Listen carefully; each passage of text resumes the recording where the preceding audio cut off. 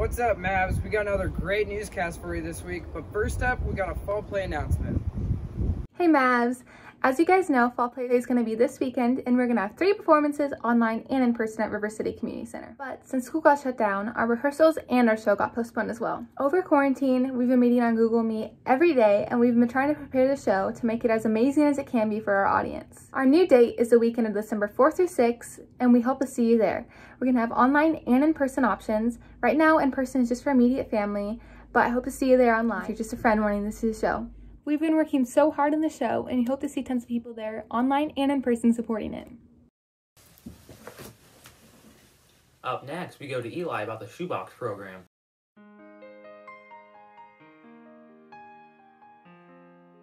Hi, my name is Amy Linoweber, and we are at University Lutheran Church on Purdue's campus. We're with the Operation Christmas Child drop-off location.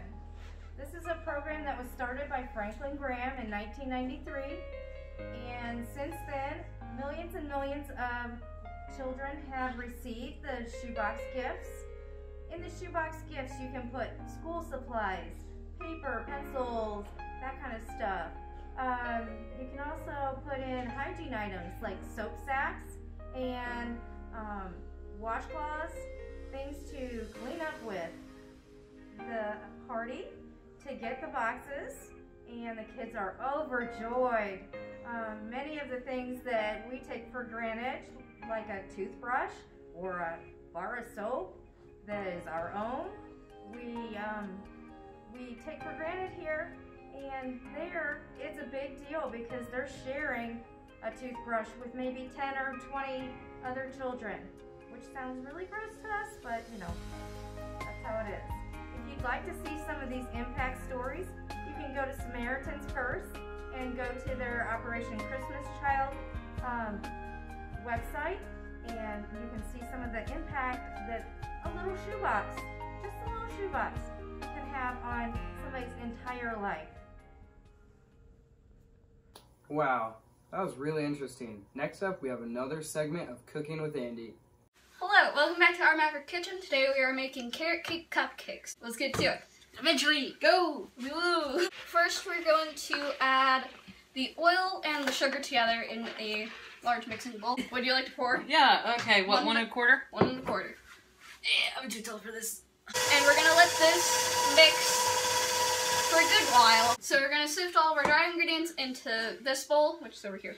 You'll need to sift 2 cups of flour. So while he is measuring out the flour, I am going to put in 2 teaspoons of baking powder. And you have the baking soda too? And then, don't breathe in the powder. It's not good. It's not good for you. How much? 1 teaspoon of baking powder. What's that? Salt. Salt, okay. So salt actually makes sweet things taste sweeter. Interesting. Because it's sort of like an offset for something else that you can taste. So by adding salt to like cookies or things like that, as long as you don't add too much. So here we're only adding a teaspoon. Next you will add about half of the flour mixture that you just sifted. Slowly. Slowly and slowly. Okay. You don't do this. You do it. No. Once it is fully mixed in with half of your flour mixture, you will alternate between adding an egg and then adding some of the flour mix, and you'll add up to 4 eggs. So I will teach you how to do a one-handed egg crack. You are going to crack it on the side of the bowl so that you get a nice dent in it, and then you hold your thumb right where that dent is, and you twist. Interesting. So now you add a little bit more flour mixture. On the side of the bowl? Mm-hmm. Crack. Yes, that was very clearly on the side of the bowl. Uh-huh. And then you twist. We have our batter. Dump as many carrots as you want into your food processor. Do you need this too? Yeah. And you pulse it. That way you get some nice carrot chunks. Measure your chopped carrots. Is having ice cream scoops. Because with cookies, these make a really good sized cookie. And then with making cupcakes, 1.5 scoops from an ice cream scooper is about enough to make a good sized cupcake. We'll move on to the next tray. So we already have 2 trays filled to the brim. I did not preheat the oven yet. I'll do it. You should do that at the beginning. While the carrot cake is cooking, Baking. We're gonna make cream cheese frosting. You need an 8-ounce package of cream cheese, softened, so like take it out before you make the cupcakes and then it'll be perfect when you get around to making the frosting. And then you need 2 tablespoons of melted butter, 1/8 of a teaspoon of salt, a full teaspoon of vanilla, and then 3 cups of powdered sugar if you'd like to measure that out. You wanna just like stick it onto the whisk and then try and yeah, just peel it off like that. Just the right amount. Add as much powdered sugar as possible. You want enough to give at least 5 toddlers a sugar high. Why 5? Why can't we go for 6? Because it's an odd number. 6 is not an odd number. 5 is an odd number. Yeah. So we're at the table now. We are mixing our colors of icing. So I'm doing a nice blue with a little bit of blue-green in it to get it real nice. This is gonna take a while. He's trying to do red. Guys, I caught him red-handed. So now they're cool enough to be able to touch them and the pans. Yeah. And so now we put the icing into bags after we colored it.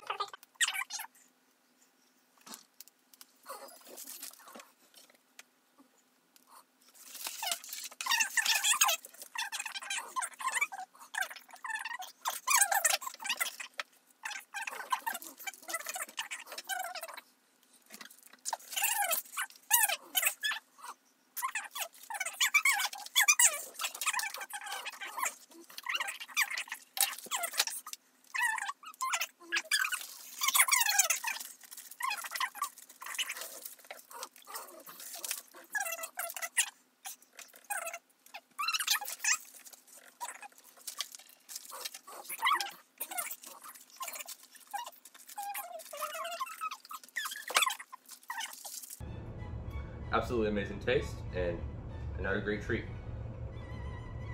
For presentation, I would give this a 9 out of 10. For flavor, absolutely a 10 out of 10. And for texture, absolutely a 10 out of 10. Again, the light, airy type of cake and the amazing icing on top.